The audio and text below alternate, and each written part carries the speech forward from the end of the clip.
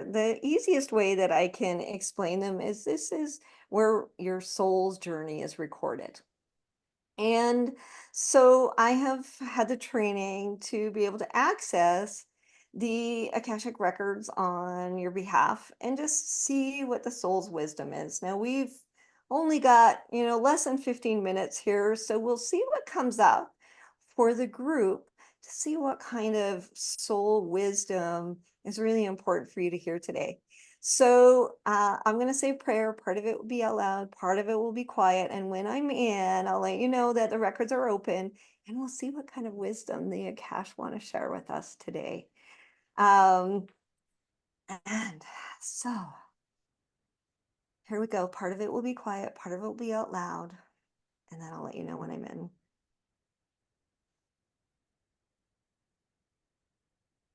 And so we do acknowledge the forces of light, asking for guidance, direction, and courage to know the truth as it is revealed for our highest good and the highest good of everyone connected to us.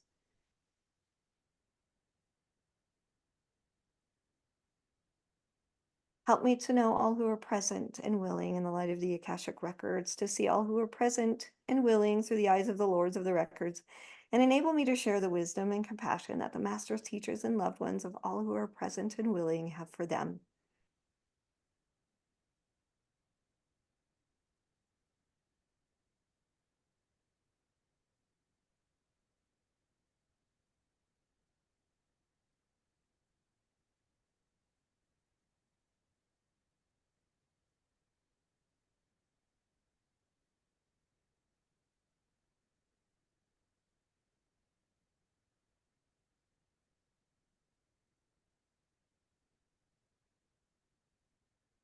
All right, the records are now open. Okay. Whenever I go into the Akashic guidance, I often feel things physically. This isn't usually an actual physical manifestation, but it's usually very symbolic.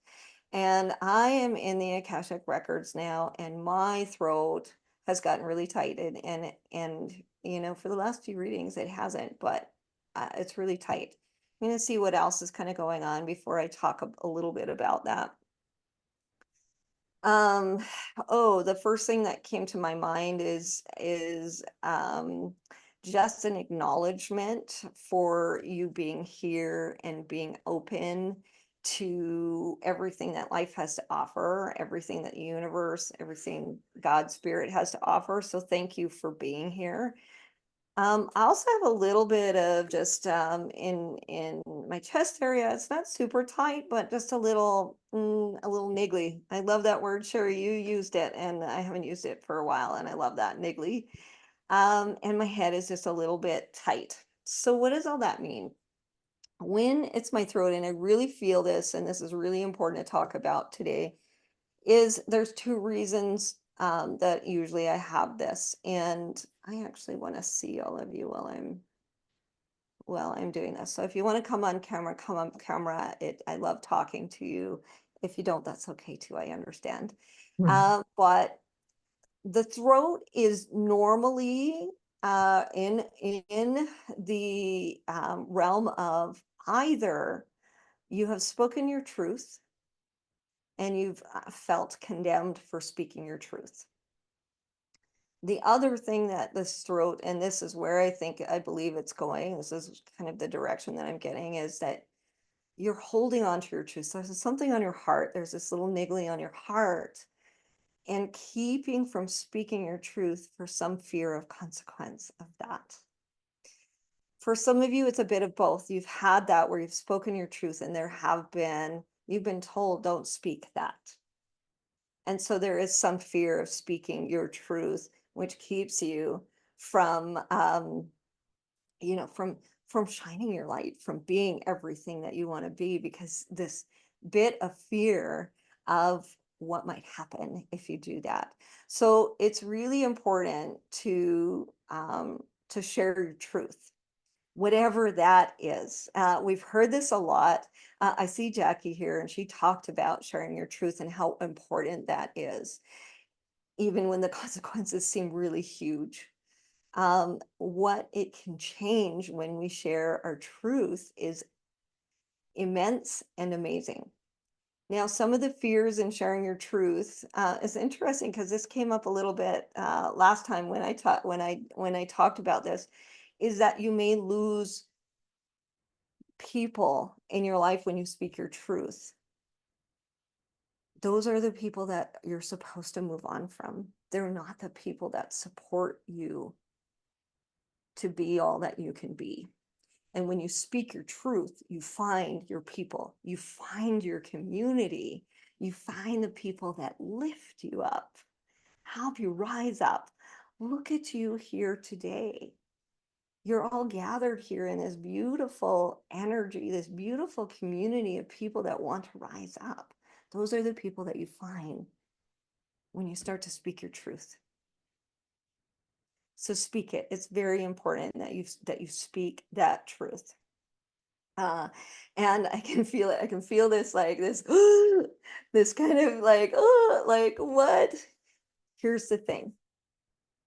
Take small steps with it because it was like, whoa, you're scaring them a little bit. So take small steps a little bit because it takes time to start sharing your truth in a way that feels good. It takes time to share it where your nervous system isn't going off and telling you, oh no, everything's going to go wrong. Start sharing it in little bits. Start understanding that part of your truth is saying, I don't want that. I want this.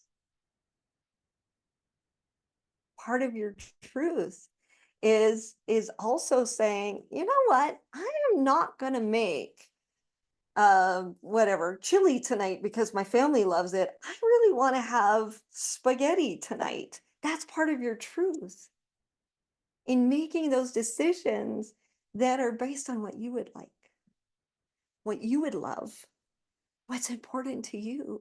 And to be able to share those truths are really important. I know that seems silly and I'm kind of getting this laughter but we so often keep our truth to ourselves out of fear of hurting the people around us or not giving them everything that they want.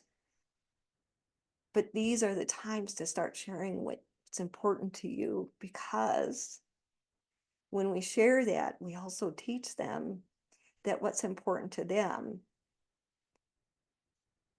they need to share it too. We give them permission. I hope that made sense when I said that. Sometimes when we give so much to everybody else around us as a sacrifice of ourselves, we teach them that they should sacrifice themselves. Even though we're trying to tell them how much we love them, sometimes we're actually teaching them that with people that they love, they need to sacrifice themselves. And so it's really, really important that we start to share our truth and what is important to us, what we love, the steps we want to take, the passions.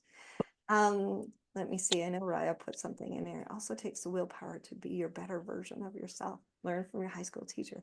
It's exactly it. It takes that willpower, but what it takes is small steps. You don't have to like, I know I said I saw Truth Bomb and it was like immediately, you don't have to like put a bomb on everything and just blow it all up and say, none of this was what I wanted. You can start changing it little bits at a time, but it's time to start speaking your truth.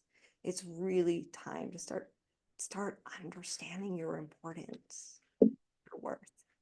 Now, my head is the direction is really going to my head. So somebody must really need to hear this. Usually when I have a really tight head, it's usually because you got lots that you're thinking about.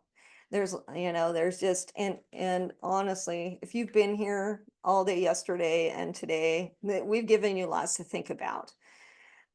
But there's lots of ways, and Sherry talked about this too, that you don't have to know it all right now. Okay. You don't have to worry that the step you're taking is the wrong step, because every step is important. Every single step is important. So try to let some of that worry and stress go that you don't know the next step to take. Try and let some of that go that you're like, but I don't know what's next. It's okay. It's okay to not know. Because when you let go of those constant thoughts and those worries about what's next and, if I'm taking the next right step, it's actually in the silence of that instead of the constant dialogue that the steps become apparent. So really, really learning to slow down. Now I'm going to talk a little bit in my talk later about slowing down a little bit, being a bit more mindful. But you really needed to hear this, that the thoughts and the constant thoughts and the, wondering what's next and worrying about that is really just sitting here now in that confusion. And like I said, Sherry said it so beautifully. It's a way to just stay here and not move into that place of unknown. Trust in the unknown. Trust that the steps you're taking and the journey you're on is exactly where you're supposed to be right now, right here in this moment. I just want to make sure that there's nothing else that's.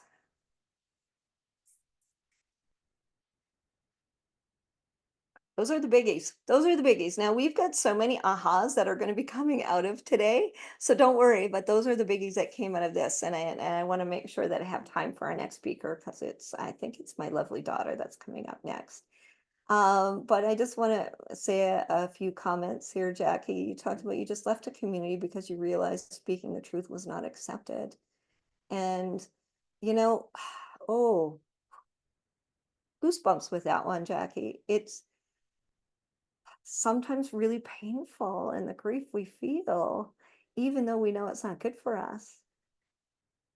In leaving communities that are not in alignment with our own integrity, it's brave to take those steps and leave those communities because that's when we really grow and we find the people that are in alignment. Thank you for sharing that, Jackie. Have to watch your own self-talk. Yes, absolutely.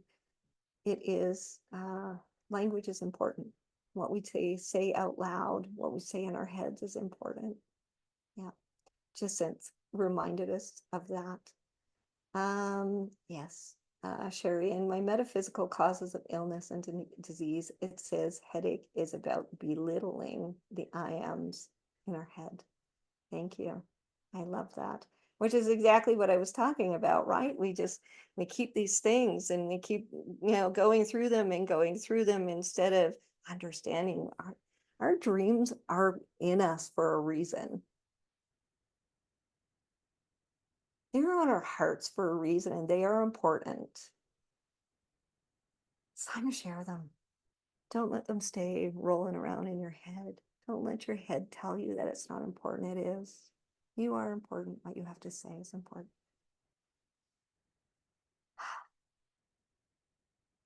Okay, no, it isn't Hannah. Sorry, Hannah. It's Shirley. Shirley Williams is up next, and she's going to be talking about 4 steps to reveal your divine essence. And I don't want to take up any more of Shirley's time. I think she